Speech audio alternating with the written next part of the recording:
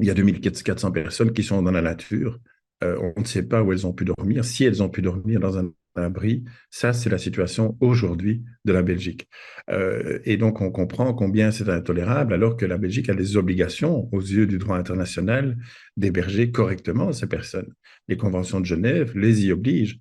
Malheureusement, le gouvernement ne respecte pas le droit international et ne respecte même pas ses propres tribunaux, puisqu'il a été condamné plus de 7000 fois par des tribunaux belges. Il a été condamné par la Cour européenne des droits de l'homme, et pourtant, il ne met pas en œuvre, comme il le faut, les moyens pour héberger correctement ces personnes.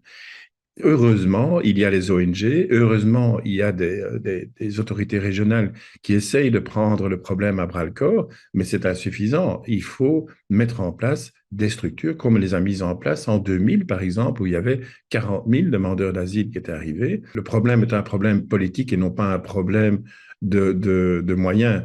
Lorsque une douzaine, une quinzaine de migrants, de demandeurs d'asile, pardon, ont été hébergés dans un hôpital, dans un hôtel en Brabant flamand, eh bien, on a cherché beaucoup plus vite à les accueillir ailleurs que ceux qui dormaient dans la rue.